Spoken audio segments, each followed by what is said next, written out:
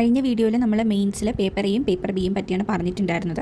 അപ്പം അത് കാണാത്തവരുണ്ടെങ്കിൽ കാണുക. അപ്പം അത് മെയിൻസിൽ വരുന്ന ഒരു ഇമ്പോർട്ടൻ്റ് ആയിട്ടുള്ള ഒരു പേപ്പറാണ് essay paper. It is for 250 mark and it's bases on the merit. And GS1, GS2, GS3, GS4 അങ്ങനെ 4 പേപ്പർ ഉണ്ട്. GS4 എത്തിക്സ് ആണ് കേട്ടോ. And it is also for 250 marks. പിന്നെ ഒരു ഓപ്ഷണൽ ഒന്നേ ഉള്ളൂ. ഓപ്ഷണൽ അതിൽ 2 പേപ്പറായിട്ട് വരുന്നുണ്ട്.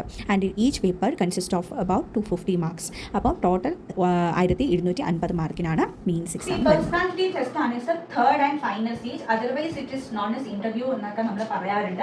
Just for total marks for 275 മാർക്കാണ്. മെയിൻസിൽ 1750 മാർക്ക് പ്ലസ് ഇൻ്റർവ്യൂവിന് 275 മാർക്ക്, ടോട്ടൽ 2025 മാർക്കാണ് ഒരു എക്സാം നടക്കുന്നത്. പ്രിലിംസ് എന്ന് പറയുന്നത് ഇറ്റ്സ് എ സ്ക്രീനിങ് ടെസ്റ്റ്. അതായത് അത് നമ്മളിപ്പോൾ മെയിൻസിലോട്ട് പോകാനായിട്ട് തീരുമാനിക്കുന്ന ഒരു സെലക്ഷൻ ടെസ്റ്റാണ്. ചാനൽ യൂസ്ഫുൾ ആണെങ്കിൽ ഒന്ന് സബ്സ്ക്രൈബ് ചെയ്യുക. Next we are moving to tips for UPSC. First and most important, read syllabus thoroughly. Syllabus നല്ലോണം വായിക്കുക. ആൻഡ് PYQs ഒന്ന് നോക്കുക. അതായത് സിലബസ് എത്രത്തോളം PYQസുമായിട്ട് മാച്ച് ചെയ്ത് വരുന്നുണ്ട് എന്നൊന്നും ജസ്റ്റ് മനസ്സിലാക്കി. റിവിഷൻ എത്രത്തോളം ഇമ്പോർട്ടൻ്റ് ആണെന്ന് നിങ്ങൾക്ക് എക്സാമ്പിൾ വെച്ച് പറഞ്ഞുതരാം. സോ നിങ്ങൾ ഫസ്റ്റ് ഡേ ഒരു കാര്യം പഠിച്ചു, സെക്കൻഡ് ഡേ നിങ്ങളൊരു കാര്യം പഠിച്ചു. ഫോർ എക്സാമ്പിൾ നിങ്ങൾ ഫസ്റ്റ് ഡേ ഹിസ്റ്ററിയാണ് പഠിക്കുന്നത്, സെക്കൻഡ് ഡേ നിങ്ങൾ ജോഗ്രഫി പഠിച്ചിട്ടുണ്ടോ, തേർഡ് ഡേ വീണ്ടും ഹിസ്റ്ററി പഠിക്കുന്നുണ്ട്. അപ്പം ഈ സംഭവം നിങ്ങൾ റിപ്പീറ്റ് ചെയ്യുന്നുണ്ട്. പക്ഷേ നിങ്ങൾ ഫസ്റ്റ് ഡേ ഉള്ള കാര്യം തേർഡ് ഡേ വരുമ്പോൾ അത് മറന്നു പോകും. ബട്ട് എക്സാക്ട്ലി നമ്മൾ തേർഡ് ഡേ അത് നോക്കുമ്പോഴത്തേക്കും ഫസ്റ്റ് ഡേ പഠിച്ച കാര്യം നമുക്ക് ഓർമ്മ കാണത്തില്ല.